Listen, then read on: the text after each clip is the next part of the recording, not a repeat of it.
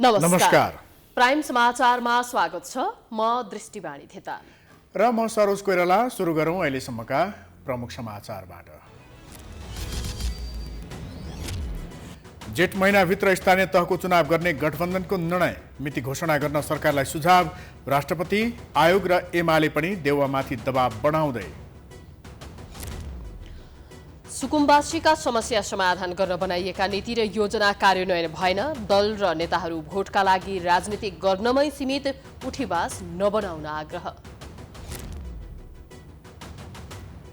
भ्रष्टाचारका दर्जनौं काण्डको छानबिनमा सरकार उदासीन, दोषीलाई कारबाही भन्दा पनि संरक्षण गर्ने प्रवृत्ति मौलाउँदै। अख्तियारको मौनता राज्यलाई खर्बाउँको घाटा। कोरोना संक्रमण दर मत्थर हुँदै आज नयाँ संक्रमित भन्दा निको हुनेको संख्या धेरै। खोप अभियानमा सरकारको लापरवाही, जोर बिजोर नियम आजदेखि अन्त्य, यात्रुलाई राहत। नेपाल धितोपत्र बोर्ड र नेपाल स्टक एक्सचेन्ज आधा वर्षदेखि नेतृत्वविहीन, नियुक्तिमा करोडौंको चलखेल हुँदा लगानीकर्ता आतंकित। अर्थमन्त्रीमाथि चौतर्फी दबाव।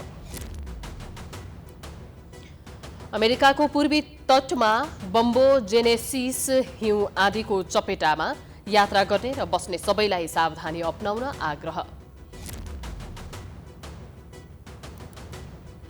र नेपाली राष्ट्रिय फुटबल टिमद्वारा मैत्रीपूर्ण खेलमा अफ्रिकी राष्ट्र मरिसस पराजित। 20औं संस्करणको आहारा गोल्ड कप फुटबलको उपाधि एपीएफलाई।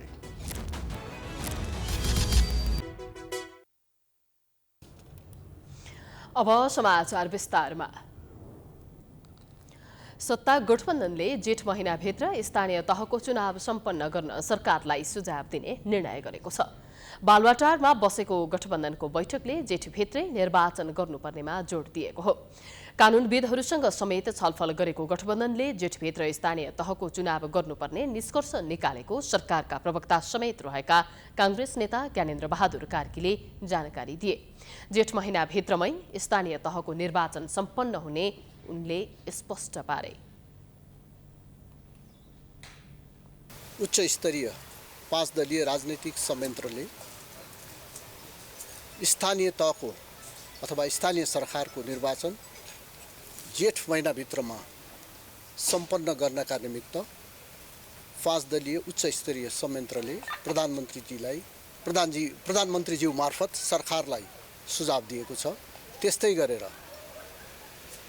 संविधानसँग बाजिएका जुन कानुनहरू छन् ती कानुनहरूलाई संशोधन गर्नुपर्ने भए त्यो तयारी गर्नका निमित्त पनि सरकारलाई आज बसेको उच्च स्तरीय संयन्त्रको बैठकले सुझाव दिएको कुरा म यहाँहरूलाई जानकारी गराउन चाहन्छु।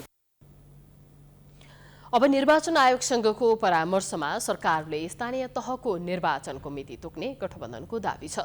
बैठकले स्थानीय तह निर्वाचन ऐन 2073 संशोधन गर्नुपर्ने भए त्यसको प्रक्रिया अघि बढाउन पनि सरकारलाई सुझाव दिएको मन्त्री कार्कीले बताएका छन्।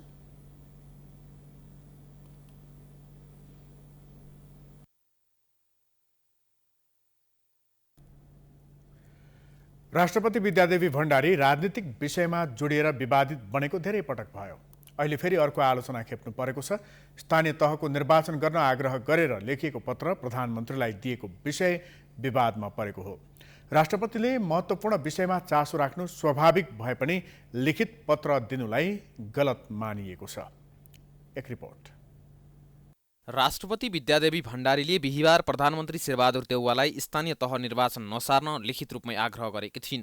राष्ट्रपतिलाई भेट्न प्रधानमन्त्री शीतल निवास गएका बेला भण्डारीले लिखित धारणा सुनाएर अन्तिममा त्यही लिखित धारणा पत्रको रूपमा दिएकी थिइन्। पत्रमा स्थानीय तह निर्वाचन ऐन संशोधन गर्ने सरकारी तयारीलाई चिन्ताजनक भन्दै राष्ट्रपतिले समयमै निर्वाचन गराउने दायित्वबाट सरकार भाग्न नमिल्ने बताएकी थिइन्। यसरी सरकारलाई निर्देशन तथा चेतावनी दिए जस्तो गरेपछि राष्ट्रपति भण्डारी विवादित बनेकी हुन्। संविधानविद डाक्टर विपिन अधिकारीले राष्ट्रपतिले सरकारको मित्रको रूपमा सुझाव दिन सक्ने तर निर्देशन नै दिन भने नसक्ने बताउँछन्। भन्दाखेरि प्रधानमन्त्रीलाई अप्ठ्यारो पर्ने गरी र उहाँको जुन राजनैतिक एउटा पद छ र जुन एउटा स्थिरता छ त्यसलाई असर गर्ने गरी भन्ने होइन, तर कुनै पनि प्रधानमन्त्रीलाई राष्ट्रपतिले अब संविधानमा यसो भनेको छ, हामी अलिकति समय जान लाग्यो, यसतर्फ विचार गर्नुपर्ने अवस्था छ भनेर भन्न पाउँदैन भन्ने मलाई लाग्दैन। नेपालको संविधान 2072 को धारा 66 को उपधारा 2 मा राष्ट्रपतिबाट सम्पादन गरिने जुनसुकै कार्य मन्त्री परिषदको सिफारिस र सहमतिबाट हुने उल्लेख छ। सोही धारामा उक्त सिफारिस प्रधानमन्त्री मार्फत पेश हुने उल्लेख छ। संविधानमा प्रष्ट रूपमा राष्ट्रपतिले मन्त्री परिषदबाट आएका निर्णय मात्र कार्य सम्पादन गर्ने भनिए पनि राष्ट्रपति भने यही धारा बिर्सिएर आफू अनुकूल कार्य सम्पादन गर्न लागि परेको संविधानविदको बुझाइ छ। संवैधानिक राष्ट्रपतिले अन्ततः प्रधानमन्त्रीले जे सिफारिस गर्नुहुन्छ त्यसलाई कार्यान्वयन गर्नुहुन्छ। त्यो संवैधानिक कानुन त्यही नै हो र त्यसमा स्पष्टता छ। अब त्यो सिफारिस नआउन्जेलसम्म प्रधानमन्त्रीको असल मित्रका रूपमा राष्ट्रपतिले जहिले पनि सल्लाह दिन सक्नुहुन्छ। शनिबार प्रधानमन्त्रीको सरकारी निवास बालुवाटारमा बसेको 5 दलका शीर्ष नेताहरूको बैठकमा राष्ट्रपतिको पत्रबारे छलफल भएको थियो। नेताहरूले राष्ट्रपतिले प्रधानमन्त्रीलाई पत्र दिनु असंवैधानिक भएको बताएका छन्। कार्यपालिकाको काममा हस्तक्षेप गर्ने अधिकार राष्ट्रपतिलाई नभए पनि भण्डारीले भने आफ्नो कर्तव्य नै बिर्सिएर विवादमा आउने गरी काम गर्ने गरेको आरोप पटक पटक लागिसकेको छ। तत्कालीन केपी शर्मा ओली सरकार हुँदा राष्ट्रपति भण्डारीको भूमिकामाथि पनि प्रश्न उठेको थियो। नेकपा एमाले वैशाखमै स्थानीय तहको निर्वाचन गर्न घोषणा गर्न सरकारलाई दबाव स्वरूप सडक आन्दोलन गर्ने भएको छ। शनिबार भक्तपुरमा 22वटा जनवर्गीय संगठनको बैठकले सडक आन्दोलनमा जाने निर्णय गरेको हो। तत्काल निर्वाचनको मिति तोक्न दबाव दिनका लागि देशभर आन्दोलनमा जाने निर्णय गरेको नेता भानुभक्त ढकालले बताएका छन्। प्रश्न नउठ्ने गरी निर्वाचनको सुनिश्चितता गराउन हाम्रा तर्कले सरकार कन्भिन्स भयो। तथ्यका आधारमा हामी कानुन संविधान सम्मत ढङ्गले निर्वाचन घोषणा गराउने कुरामा कन्भिन्स गर्छौँ। त्यो भएन भने सडक आन्दोलनको माध्यमबाट पनि सरकारलाई संविधान र लोकतन्त्र रक्षाको निम्ति स्थानीय तहको निर्वाचन अविलम्ब घोषणा गराउने तहमा पुर्याउने गरी आन्दोलनको अगुवाई हामीले गर्छौँ। सरकारले निर्वाचनबाट भाग्न खोजेको र निर्वाचन सार्ने प्रपञ्च गरेको कारण आन्दोलनमा जान बाध्य भएको नेता महेश बस्नेतको भनाइ छ। आन्दोलनलाई अलि दबावमूलक र रचनात्मक गराउने ढङ्गले एमाले आबद्ध 22वटा जनसङ्गठनहरू प्रत्येक जिल्लामा संयुक्त ढङ्गले सिडिओ मार्फत प्रधानमन्त्रीलाई ज्ञापन पत्र दिने र प्रधानमन्त्रीलाई भेटेर पनि हामी ज्ञापन पत्र बुझाउने र हाम्रो तर्फबाट यी सबै विषयवस्तुलाई ध्यान दिएर प्रेस मिट पनि गर्ने हामी सम्भवतः भोलि नै गर्छौँ। त्यस पछाडि माइतीघर मण्डला लगायतका ठाउँहरूमा दबावमूलक कार्यक्रमहरू हामी सडकमै निस्केर पनि यो कोभिड-19 को चाहिँ जुन हेल्थ प्रोटोकल छ त्यसलाई ध्यान दिएर गर्ने भन्ने खालको निर्णयमा हामी पुगेका छौँ। संविधानले स्थानीय तहहरूको रिक्तताको परिकल्पनै नगरेको भन्दै कुनै पनि मूल्यमा तत्काल निर्वाचनको मिति तोक्न बारम्बार आग्रह गर्दा पनि सरकारले आलटाल गरेको एमालेको आरोप छ। सशक्त प्रतिवाद गर्ने निर्णय आजै गरेका छौँ र हामी चाहन्छौँ, हामी भन्छौँ कि सरकारले यो विश्वास नगरोस् कि निर्वाचनको मिति तुरुन्त घोषणा गरोस्। जेठ 5 गतेबाट 6 गतेबाट स्थानीय तहका प्रतिनिधिहरूको कार्यकाल सकिन्छ। त्यसो भएको हुनाले त्यो संघीयताको पनि रक्षा गर्ने हो भने 3 तहको व्यवस्था जुन छ त्यसैले संघीयताको पनि रक्षा गर्नका निम्ति पनि स्थानीय तह खाली राख्न सकिँदैन, मिल्दैन। त्यसैले हामीले यो कुरा चाहिँ गर्न खोजेका हौँ र गर्छौँ नै।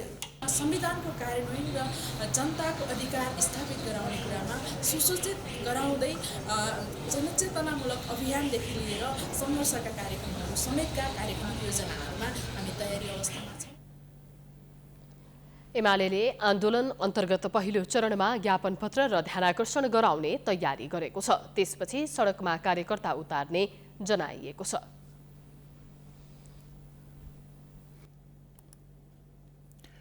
सरकारले सुकुम्बासीका समस्या समाधान गर्न भन्दै विभिन्न नीति बनाउनेदेखि योजना ल्याउनेसम्म गर्छ। नेताहरूले चुनावका बेला सुकुम्बासीको भोट पाउन अनेक आश्वासन दिन्छन्, तर सुकुम्बासीका समस्या भने कहिल्यै समाधान हुन सकेको छैन। एक रिपोर्ट। सुकुम्बासी बसोबास गर्दै आएको गुहेश्वरीदेखि थापाथलीसम्मको क्षेत्रमा बनेका अनधिकृत अस्थायी तथा स्थायी संरचना हटाउन सरकारले निर्देशन दिएको छ। नेपाल सरकार सहरी विकास मन्त्रालय अन्तर्गत अधिकार सम्पन्न बागमती सभ्यता एकीकृत विकास समितिको गुहेश्वरी फाँट काठमाडौँले शनिबार सार्वजनिक सूचना जारी गरी नदी किनारको दुवैतर्फ गुहेश्वरीदेखि थापाथलीसम्मको क्षेत्रमा बनेका अनधिकृत अस्थायी तथा स्थायी संरचना हटाउन निर्देशन दिएको हो। गुहेश्वरीदेखि थापाथलीसम्मको क्षेत्रमा बनेका अनधिकृत अस्थायी तथा स्थायी संरचना हटाउन यसअघि दिएको निर्देशनको सार्वजनिक सूचनाको व्यवस्था गरेको भन्दै समितिले 3 दिनभित्र हटाउन सुरु गर्न र 7 दिन अर्थात् माघ 21 भित्र खाली गरिसक्न जारी सूचनामा उल्लेख गरेको छ। 7 दिनभित्र नहटाए समितिले नै संरचना भत्काउने सूचनामा उल्लेख गरेको छ। सरकारको यस्तो तयारीले सुकुमवासीहरू भने चिन्तामा परेका छन्। आफूहरूलाई न्याय दिलाउनुको साटो उठीबास गराउन सरकार सक्रिय भएको उनीहरूको गुनासो छ। चुनावका बेला सुकुमवासी समस्या समाधान गर्छु भन्ने नेताहरू आफूहरूलाई समस्या पर्दा चुप लागेर बसेको उनीहरूको आरोप छ। गरिब जनता चाहिँ कसैलाई चाहिँ बहानी बास छैन भने कसैलाई चाहिँ यहाँ हरियाली बनाउनु पर्ने हामीलाई चाहिँ कहाँ लगाएर राख्ने? हामी नेपालको नागरिक होइनौँ? हामी चाहिँ जाने कहाँ त? कसलाई दिन्छ भोट? हाम्रो लागि को छ त? हाम्रो कोही छ भनेर पो हामीले भोट दिनु त। हाम्रो कोही नै छैन भने हामी भोट किन दिने? नेपालको नागरिक होइन हामी? भोट माग्न आउँदा यो रोट दौडिन्छन्। हामीलाई भोट देऊ, हामी व्यवस्थित गर्दैन। अनि लौरो खोलो तर लौरो बिर्से गरे हामी कहाँ जान्छ? हामी कि भुटानी शरणार्थी त होइनौँ, नाइत्रे नेपालकै छ। अनि त्यही म त त्यही भन्न चाहन्छु, हामीलाई बास देऊ। हामीलाई बास चाहिन्छ। सरकारले कहाँ उठाएर लान्छ? उठाएर लयो भने हामी के टुँडिखेलको चौरा गरेर बस्नु? आफूहरूलाई बस्नका लागि विकल्प खोजेर मात्रै अहिलेको बस्ती हटाउन उनीहरूले माग गरेका छन्। सधैँभरि गरिब जनतालाई राजनीतिक दल र नेताले आफ्नो स्वार्थका लागि प्रयोग गर्ने गरेको उनीहरूको जिकिर छ।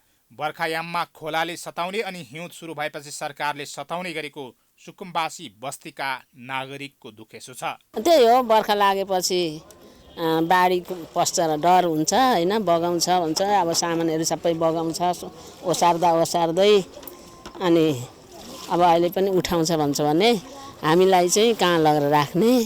हामीलाई राखेर पनि काम नपाउने ठाउँ, केही कामै नपाउने ठाउँमा राख्यो भने हामी अब भोकाले मर्छौँ जनताहरू सबै होइन। हामीलाई चाहिँ बास चाहिन्छ। चुनावको बेला छ, हमेला छन त अब बासगास छैन। लाग्छ पानीको खोला, अब हिउँद लाग्छ सधैँ उठ। गुहेश्वरीदेखि थापाथलीसम्मको क्षेत्रमा बनेका अनधिकृत अस्थायी तथा स्थायी संरचना हटाउन भन्दै सरकारले पटक पटक सूचना जारी गरिसकेको छ, तर विकल्प भने दिन सकेको छैन।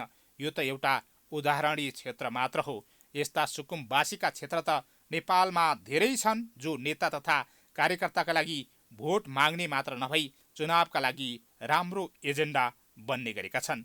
प्राइम टाइम्स एचडीका लागि क्यामेरामा आशिष खनालका साथ सावित्री जोशीको रिपोर्ट। लोकतन्त्र र गणतन्त्रको शासन व्यवस्थालाई उज्यालो अर्थात् पारदर्शी व्यवस्थाको रूपमा हेरिन्छ। लोकतन्त्र र गणतन्त्रको यो पारदर्शी शासन व्यवस्थामा नेपालमा भने सुशासनको स्थापना र भ्रष्टाचार नियन्त्रण हुनै सकेन। एकातिर शक्ति, अधिकार र स्रोतको विकेन्द्रीकरणले तल्लो स्तरसम्म भ्रष्टाचार मौलायो भने अर्कोतिर जति ठूला काण्ड भए पनि राजनीतिक संरक्षण हुँदा यो विषय तैचुप मैचुपमै गुमनाम भइराखेका छन्। एक रिपोर्ट। यत्र तत्र सर्वत्र जता हेर्यो त्यतै भ्रष्टाचार नै भ्रष्टाचार छ। तर भ्रष्टाचार कसले गर्यो कसैलाई थाहा छैन। थाहा छ सबै चुप छन्। देश दिनानुदिन लुटिँदै गइराखेको छ। 33 किलो सुनकाण्ड, ललिता निवास प्रकरण, 70 करोडको प्रिन्टिङ प्रेस खरिद प्रकरण, ओम्नी समूहको औषधि खरिद प्रकरण, व्हाइट बडी प्रकरण, बतास समूहको राजदरबार लगायत विभिन्न स्थानमा रहेको लगानी पछिल्लो समय आर्थिक अनियमितता र भ्रष्टाचारका ठूला काण्डका रूपमा बाहिर आएका विषय हुन्। विषय त उठान भए, तर ती सबै क्षेत्र र अन्य सार्वजनिक हुन नसकेका धेरै भ्रष्टाचारका काण्डहरू गुपचुप नै रहेका छन्। मुख्य आरोपीहरू खुल्लमखुल्ला हिँडिरहेका छन्। कसैले उनीहरूलाई केही भन्न सक्ने अवस्था छैन, किनकि ठूला काण्डका दोषीलाई राजनीतिक संरक्षण छ।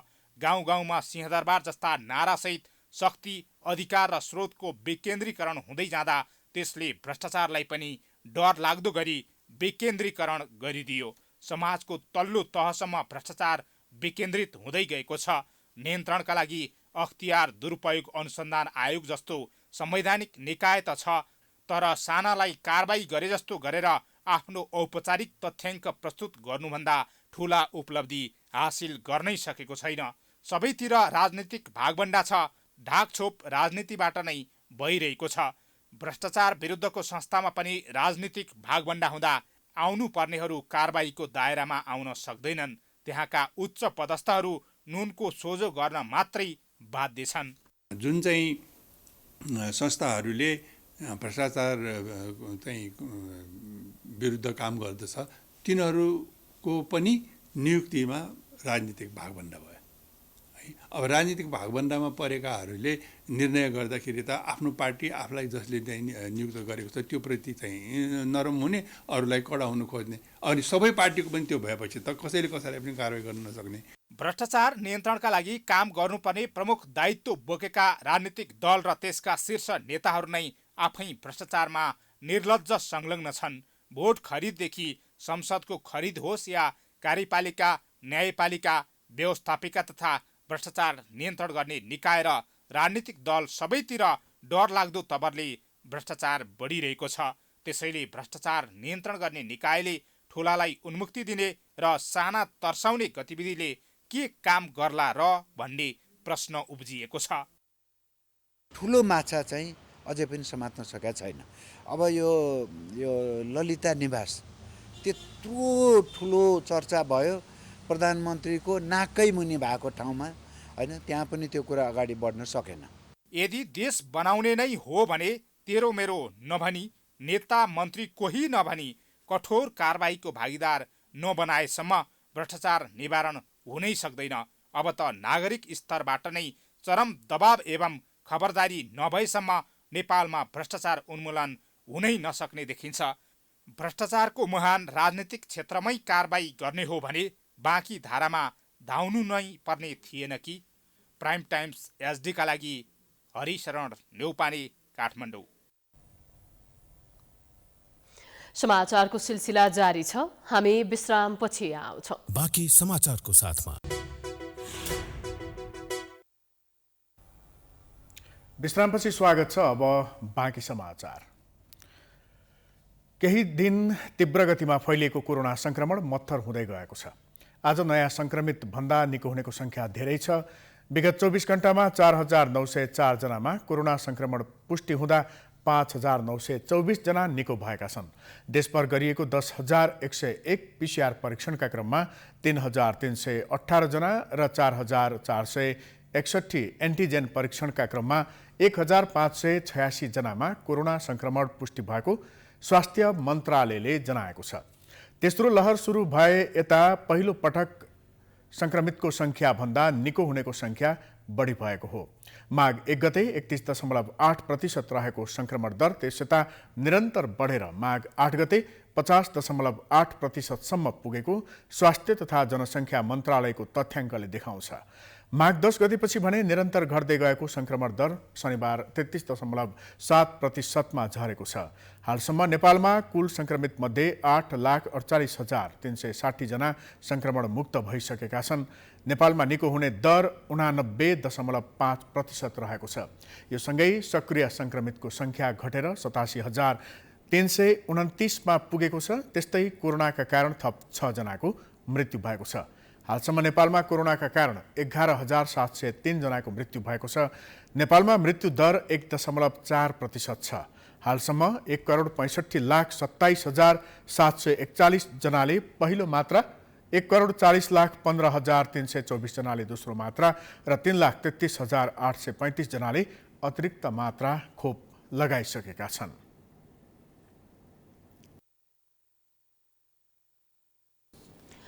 सरकारले कोरोना विरुद्धको बुस्टर डोजको रूपमा दिइने खोपमा मनपरी गर्न थालेको छ। कहिले पहिला जुन खोप लगाएको हो त्यसैलाई नै बुस्टर डोज बनाउनुपर्छ भन्ने त कहिले फरक फरक खोप लगाउने गर्नुले सरकारको भूमिकामाथि प्रश्न उठेको छ। जनस्वास्थ्य विज्ञहरूले पनि फरक फरक खोप दिनुलाई गलत भनेका छन्। एक रिपोर्ट। केही दिन अगाडि मात्रै स्वास्थ्य तथा जनसङ्ख्या मन्त्रालयले बुस्टर डोज लगाउने क्रममा पहिला लगाइएको भन्दा फरक खोप लगाइएको भन्दै खोपको पहिलो र दोस्रो मात्रा जुन खोप लगाइएको हो त्यही खोप बुस्टर डोजमा पनि लगाउन सिफारिस गरेको थियो। नेपालमा अधिकांश नागरिकले चीनबाट प्राप्त भएको भेरोसेल खोप लगाएका छन्। अहिले त्यही खोप अभावकै कारण पहिलो र दोस्रो मात्रा भेरोसेल खोप लगाएकाका लागि खोपको तेस्रो मात्रा दिन स्थगित गरिएको छ।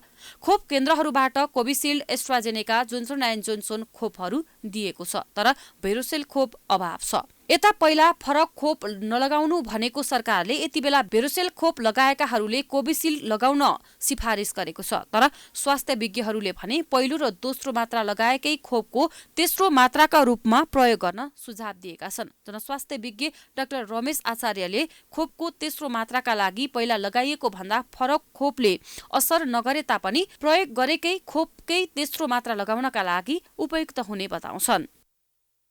पहिलो र दोस्रो डोज जुन लगाएको छ नागरिकले त्यही नै लगायो भने सिम प्रकृतिको रोग प्रतिरोधात्मक क्षमता विकास हुने भयो। तर मिसम्याच भनेर अहिले फेरि WHO र यो हेडलबर्ग स्कुल अफ मेडिसिन जर्मनको साइन्टिस्ट, फाइजर कम्पनीको, जोन हपकिन्सको, दि ल्यान्डसेटको केही साइन्टिस्ट र चाइना एकाडेमी अफ साइन्सले पछि फेरि यसलाई चाहिँ मिसम्याच प्रोसेस अन्तर्गत फाइजर र मोडर्ना लगाएकोले एस्ट्रोजेनिका लाउन मिल्ने, एस्ट्रोजेनिका लगाएको नागरिकले भेरोसिल लगाउन मिल्ने भनेर मिसम्याच लगायो। र पछिल्लो डेटाले के भन्छ भने दि ल्यान्डसेट र पबमेडमा निस्केको जुनसुकै भ्याक्सिन लगाउँदा पनि एन्टिबडी चाहिँ राम्रो पहिलो डोज लगाएकोमा दोस्रो डोजमा अलि बढी प्रतिरोधात्मक क्षमता, तेस्रोमा चाहिँ झनै राम्रो डेभलप भएको भनेको आइजिजी चाहिँ एकदमै राम्रो भएको कारणले चाहिँ मिसम्याचलाई चाहिँ WHO ले पछिल्लो समय चाहिँ तपाईको लगाउन भनेको हो। अर्को जनस्वास्थ्य विज्ञ डाक्टर रविन्द्रनाथ पाण्डेले पनि अन्य देशहरूमा समेत बुस्टर डोजको रूपमा फरक खोप प्रयोग भएको कारण र विश्व स्वास्थ्य संगठनले समेत रोग प्रतिरोधी क्षमताले राम्रो प्रतिक्रिया दिने बताएका कारण खोपको तेस्रो मात्राका रूपमा फरक खोप लगाउन फरक नपर्ने बताउँछन्। तर पहिलो र दोस्रो मात्राको रूपमा प्रयोग भएकै खोप प्रयोग गर्दा कोरोना महामारीको बेलामा मानव शरीरमा आवश्यक पर्ने प्रतिरोधात्मक क्षमतामा सहयोग पुग्ने हुँदा पहिला जुन खोप लगाइएको हो त्यही खोप लगाउनु पर्ने बताउँछन्। र भेरोसेलको सर्टेज भएको हुनाले सेकेन्ड डोज लगाउने बेलामा अब यो एस्ट्राजेनेका लगाउन भन्दा अलिकति आम मान्छेमा चाहिँ यो सकिएर चाहिँ सरकारले नियम बनाएको भन्ने त्यो खालको चाहिँ हुनसक्छ। र भेरोसेल भनेको चाहिँ होल भाइरस टेक्नोलोजीबाट बनेको भ्याक्सिन हो। एस्ट्राजेनेका र अनि जोन्सन चाहिँ भेक्टर बोर्न भ्याक्सिनहरू हो। त्यस्तै चाहिँ मोडर्ना र फाइजर चाहिँ यो एमआरएनए भ्याक्सिन हुन्। यी चाहिँ छुट्टै प्रविधिबाट बनेको हुनाले पहिले जुन प्रविधिको भ्याक्सिन लागेको छ त्यही प्रविधिको चाहिँ भ्याक्सिन आउँदाखेरि त्यसले चाहिँ बढी राम्रो काम गर्ने त्यो हुन्छ भन्ने मलाई लाग्छ। खोप नभएपछि पहिलो भेरोसेल लगाएकाले बुस्टर डोज पाएका थिएनन्। सरकारले माघ 2 देखि अग्रपंक्तिमा खटिने माघ 14 देखि 60 वर्षमाथि र पूर्ण मात्रा लगाएको 6 महिना पूरा भएकालाई बुस्टर डोज दिने भनी 2078 पुस 9 गते निर्णय गरेको थियो। तर अब सरकारको निर्णय अनुसार फरक खोप लगाउन सक्नेछन्। गत माघ 6 गतेदेखि लागू भएको जोर बिजोर प्रणालीका कारण केही समय यता उपत्यकाका सवारी साधनमा अचाक्ली भिड देखिएको थियो।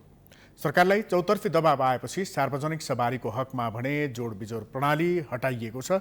सार्वजनिक सवारीमा जोड बिजोर प्रणाली अन्त्य भएसँगै सवारी साधनहरूमा भिडभाड कम देखिएको छ। एक रिपोर्ट। देशभर नै तीव्र गतिमा बढिरहेको ओमिक्रोन संक्रमण नियन्त्रण गर्न भन्दै गत माघ 6 गते उपत्यकाका 3 जिल्ला प्रशासन अधिकारीको संयुक्त बैठकले सवारी साधनमा जोर बिजोर प्रणाली लागू गरेको थियो। सो निर्णय कार्यान्वयन भएसँगै उपत्यकाका सार्वजनिक सवारी साधनमा उत्पात भिडभाड देखिएको थियो।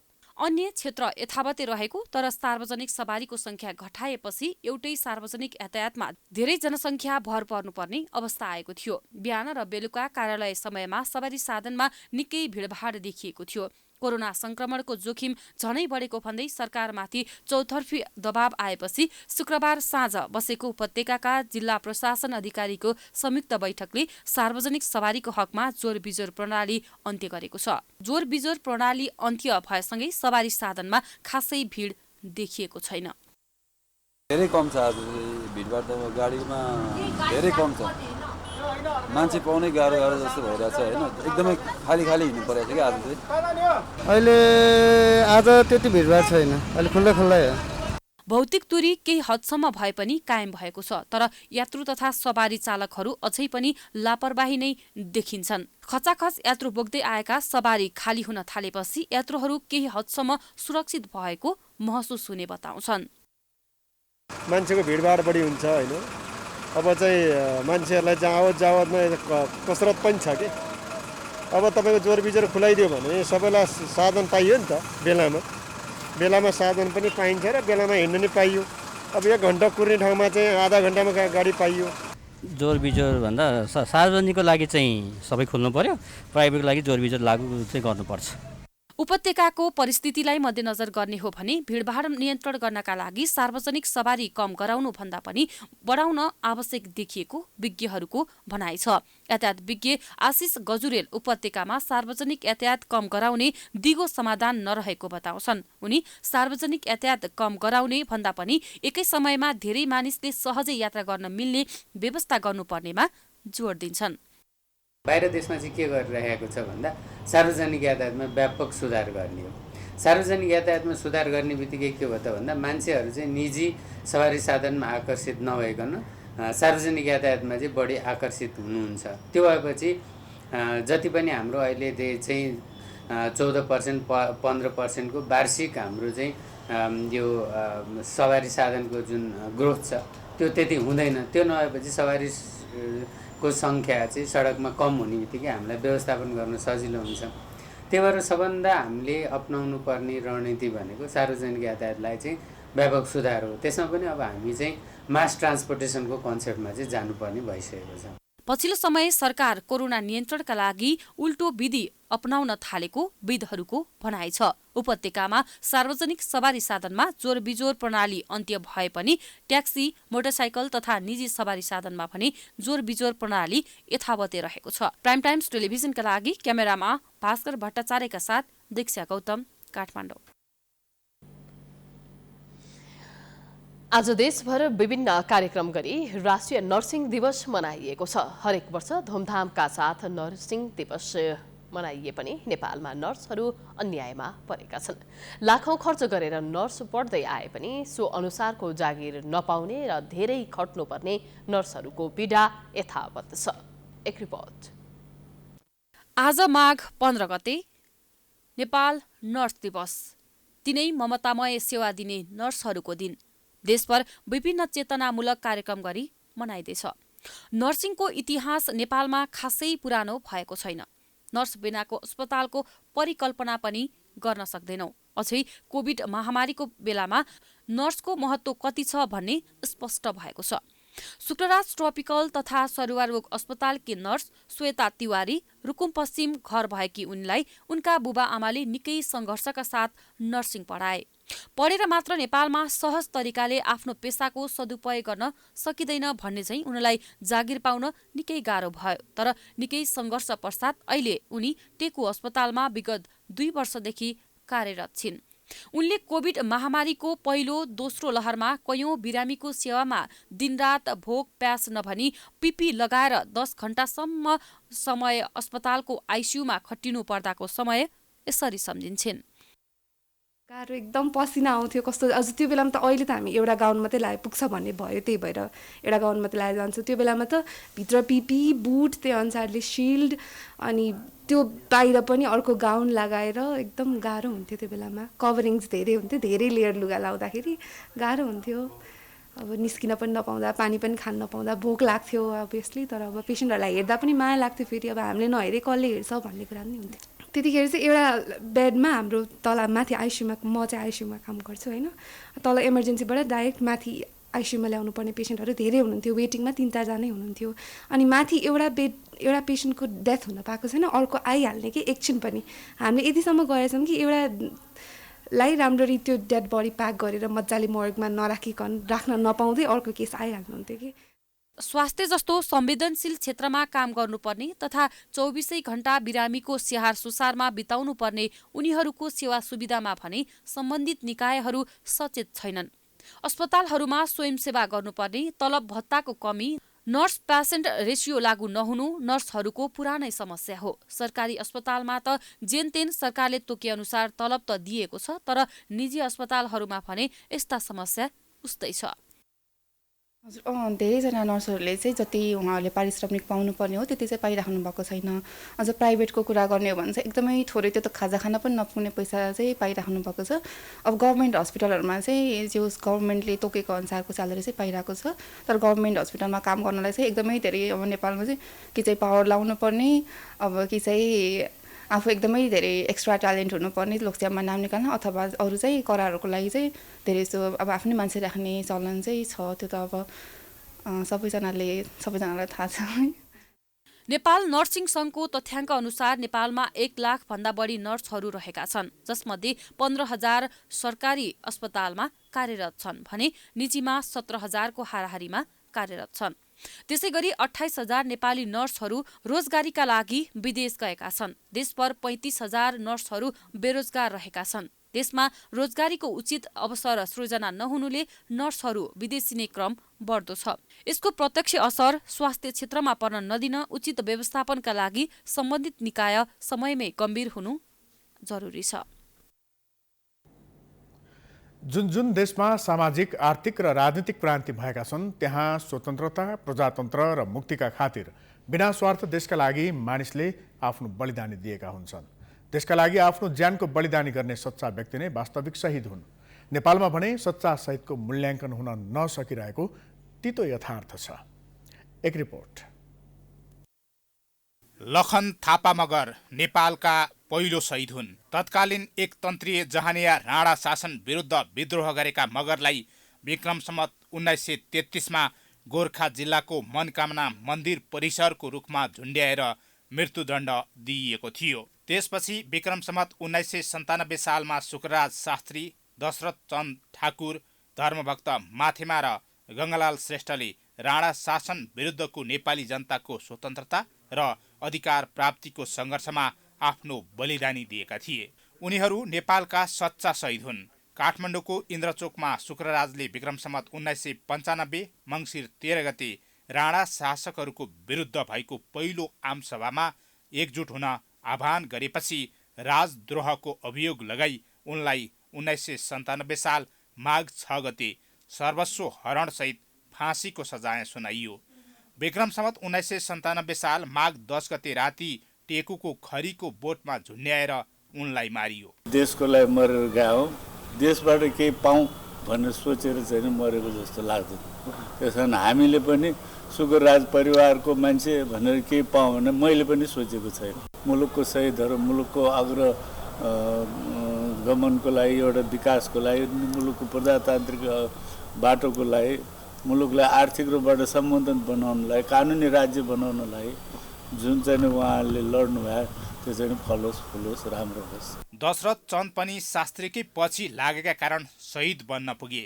तत्कालीन राणा सरकारले विक्रम सम्वत 1997 माघ 15 गते दशरथ चन्दलाई शोभा भगवतीमा गोली हानी मृत्युदण्ड दियो। चन्दसँगै गङ्गालाल श्रेष्ठ एउटै जेलको कोठामा परेका थिए। कलाकार समेत रहेका गङ्गालालले पनि राणा शासन विरोधी गतिविधिमा सक्रिय भएकै कारण शहीद बन्नु पर्यो। उनलाई विक्रम सम्वत 1997 साल माघ 15 गते दशरथ चन्दसँगै सेन्ट्रल जेलबाट घर छेउको बाटै लगी विष्णुमतीको बगरमा रहेको शोभा भगवतीमा गोली हानी मृत्युदण्ड दिइएको थियो। यसै गरी अर्का शहीद धर्मभक्त माथेमा पनि तत्कालीन प्रजा परिषदमा संलग्न भएर राणा विरोधी गतिविधिमा लागेका थिए। यही कसुरमा धर्मभक्तलाई विक्रम सम्वत 1997 माघ 13 गते सिफलमा फाँसी दिएको थियो। यिनै शहीदहरूको सम्झनामा हरेक वर्ष माघ 16मा शहीद दिवस मनाइँदै आइएको छ। पछिल्लो राजनीतिक परिवर्तनमा प्रजातन्त्र प्राप्ति र देशका लागि भन्दै 2046 साल 62-63 को जनआन्दोलनमा शहादत प्राप्त गरेका व्यक्ति पनि शहीद छन्। त्यति मात्र नभई विभिन्न राजनीतिक घटनाक्रममा मारिएकालाई पनि शहीद घोषणा गर्ने गरिएको छ। यस्ता नाम मात्रका शहीद घोषणाले देशका लागि आफ्नो ज्यानको आहुति गरेका शहीदहरूको भने अवमूल्यन भइरहेको छ। केही झगडा पनि छैन, केही पनि छैन। हामी चाहिँ देशको लागि एउटा शहीदहरूको बारेमा आज हामी बोल्दैछौँ, जसले आफूलाई समर्पित गरेर आफ्नो ज्यानै दिएर आफ्नो मृत्युवरण गरेर चाहिँ गइसक्नु हो। आज उहाँको बारेमा हामी छलफल गर्दैछौँ। उहाँमा कुनै स्वार्थ थिएन, केही चाहिँ झगडा थिएन, त्यति गुटबन्दीहरू पनि थिएन। आम नागरिकले पनि देश र जनताका लागि सङ्घर्ष गर्ने शहीदहरूलाई राज्यले भुलेको प्रति खेद व्यक्त गरेका छन्। अहिले मैले यसरी छातीमा राखेर हिँड्ने सौभाग्य पाएँ। तैँले माफी माग, हामी तँलाई तेरो ज्यानको बदला ज्यान वापस दिन्छौँ, फिर्ता गर्छौँ भन्दाखेरि तेरो बाउलो गोलिहान, हामी मर्नको लागि, देश जनताको मुक्तिको लागि, जहाँ यहाँ राणा शासनबाट मुक्त हुनको लागि हामी बलिदानी दिन्छौँ, लो गोलिहान भनेर छाती थापेर उहाँहरू देश र जनताको मुक्तिको लागि भएर मारिनु भएको रहेछ। शहीदहरूले हाम्रो देशमा धेरै बलिदानहरू गर्नुभएको छ। हामीले किताबहरूमा पनि पढेर आएको छौँ होइन। त्यो सबैले जानेको, देखेको, बुझेको कुरा हो। तर अब अहिले सरकारले शहीद बिदा पनि दिन छोडेको छ। अब सरकारले अहिले खासै शहीदहरूको सम्झना प्रति कुनै पनि कदमहरू उठाएको जस्तो लाग्दैन मलाई। माघ 10 गतेदेखि 16 गतेसम्म नागरिक स्तरबाट शहीद सप्ताह मनाइरहिएको अहिलेको अवस्थामा नाममात्रका शहीदलाई हटाएर सच्चा शहीदको सम्मान गर्नु आजको आवश्यकता हो।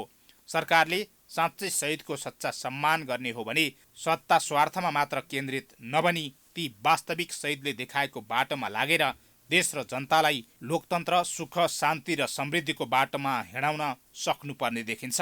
प्राइम टाइम्स एसडीका लागि हरिशरण तिमल सिन्हाको रिपोर्ट।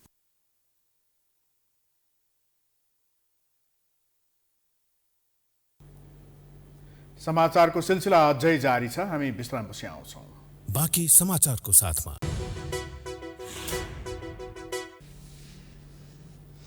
विश्रामपछि स्वागत छ। अब आर्थिक समाचार।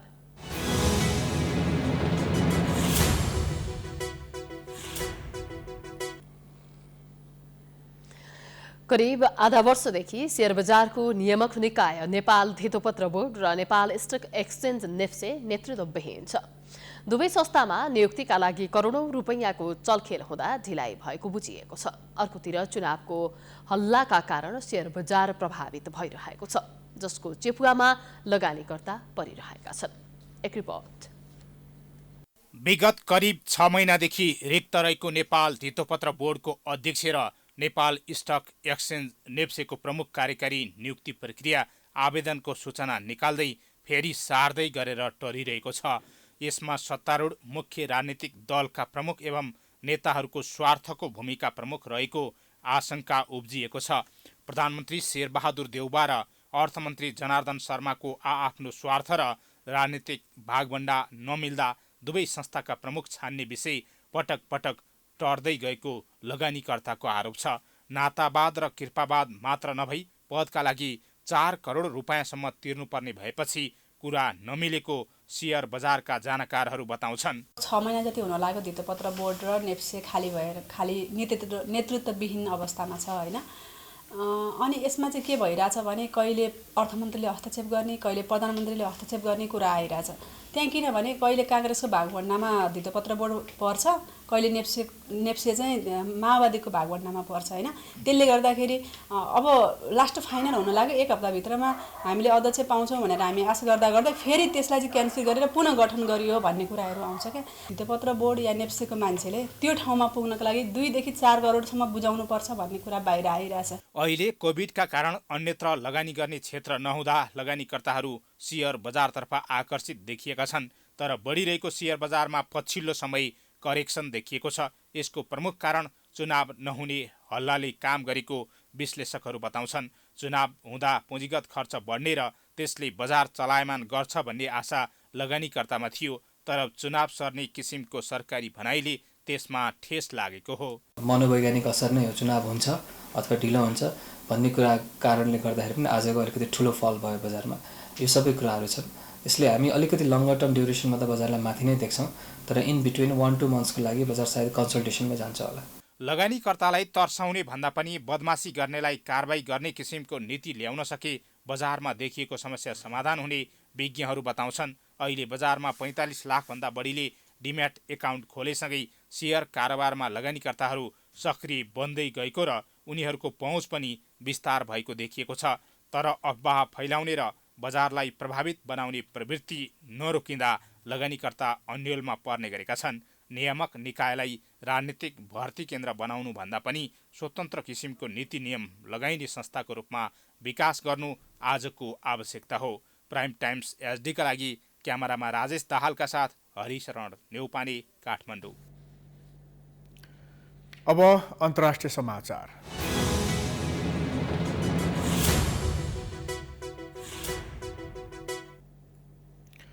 अमेरिकाको पूर्वी तटमा बम्बो जेनेसिस हिउँको आँधीको चपेटामा परेको छ। अमेरिकाको पूर्वी तटीय क्षेत्रमा 4 वर्षमा पहिलो पटक ठूलो हिम तुफान आएपछि यो क्षेत्र ध्वस्त भएको छ। आँधी क्यारोलिनासदेखि मेनसम्म फैलिने अनुमान गरिएको छ। तटीय भागहरूका 5 राज्यले आपतकाल घोषणा गरेका छन्। हिमपातका लागि अपरिचित सहर बोस्टनका मेयर मिसेल बुले आँधी ऐतिहासिक हुन सक्ने बताएकी छन्। न्यू इङ्ल्यान्डमा 2 फिटभन्दा बढी हिउँ पर्न सक्छ। मौसम अधिकारीहरूले तट नजिकै बाढीको चेतावनी पनि दिएका छन्। नोर इस्टर भनेर चिनिने आँधीले बोस्टन क्षेत्रलाई 2 फिट 61 सेन्टिमिटरसम्म हिउँले ढाक्ने सम्भावना बढेको पूर्वानुमानकर्ताहरूको रहेको छ। यो क्षेत्र यात्रा गर्ने र बस्ने सबैलाई सावधानी अपनाउन समेत आग्रह गरिएको छ।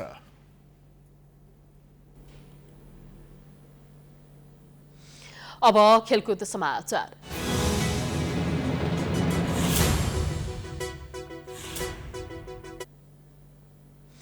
नेपाली राष्ट्रिय फुटबल टिमले पहिलो मैत्रीपूर्ण खेलमा अफ्रिकी राष्ट्र मरिससलाई पराजित गरेको छ। शनिबार भएको पहिलो मैत्रीपूर्ण खेलमा नेपालले मरिससलाई 1-0 को गोल अन्तरले हराएको हो। त्रिपुरेश्वर स्थित दशरथ रङ्गशालामा नेपाललाई जित दिलाउन विमल घरती मगरले निर्णायक गोल गरे। विमलले खेलको 55औं मिनेटमा निर्णायक गोल गरेका हुन्। 1 वर्षपछि टिममा पुनरागमन गरेका विमलले पहिलो खेलमै गोल गरेका हुन्। अञ्जन श्रेष्ठको लामो पासमा पेनाल्टी क्षेत्रको ठिक बाहिरबाट विमलले प्रहार गरेको बलले पोस्टमा लाग्दै जाली चुमेको थियो। नेपालका लागि यो उनको 9औं गोल हो।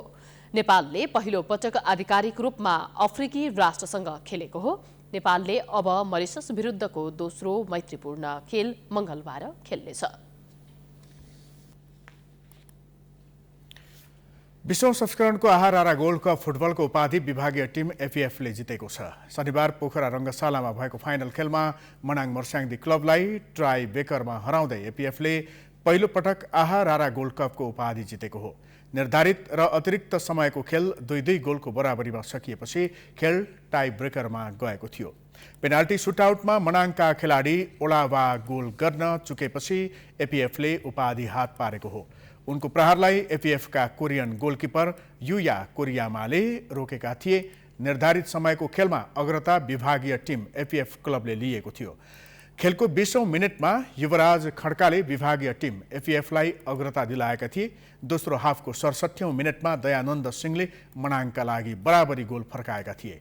खेल सकिन 6 मिनेट अघि फ्र्याङ्कलिन टालाले मनाङका लागि गोल गर्दै जित नजिक पुर्याएका थिए।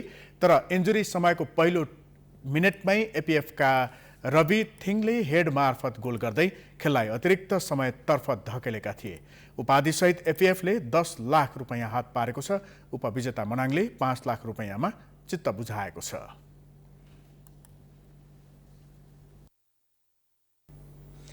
हामी समाचारको अन्त्यमा आइपुगेका छौं। जाँदा जाँदै प्रमुख समाचार पुनः एकपटक। जेठ महिनाभित्र स्थानीय तहको चुनाव गर्ने गठबन्धनको निर्णय, मिति घोषणा गर्न सरकारलाई सुझाव। राष्ट्रपति आयोग र एमाले पनि देउबामाथि दबाव बढाउँदै। सुकुम्बासीका समस्या समाधान गर्न बनाइएका नीति र योजना कार्यान्वयन भएन। दल र नेताहरू भोटका लागि राजनीति गर्नमै सीमित।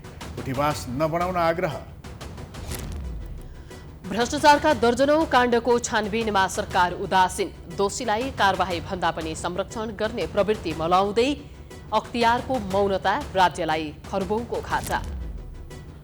कोरोना संक्रमण मत्थर हुँदै आज नयाँ संक्रमित भन्दा निको हुनेको संख्या धेरै। खोप अभियानमा सरकारको लापरवाही। जोरबिजोर नियम आजदेखि अन्त्य। यात्रुलाई राहत। नेपाल धितोपत्र बोर्ड र नेपाल स्टक एक्सचेन्ज आधा वर्षदेखि नेतृत्वविहीन। नियुक्तिमा करोडौंको चलखेल हुँदा लगानीकर्ता आतंकित, अर्थमन्त्रीमाथि चौतर्फी दबाव। अमेरिकाको पूर्वी तटमा बम्बो जेनेसिस हिउँ आँधीको चपेटामा, यात्रा गर्ने र बस्ने सबैलाई सावधानी अपनाउन आग्रह। र नेपाली राष्ट्रिय फुटबल टिमद्वारा मैत्रीपूर्ण खेलमा अफ्रिकी राष्ट्र मरिसस पराजित। 20औं संस्करणको आहारा गोल्ड कप फुटबलको उपाधि एपिएफलाई।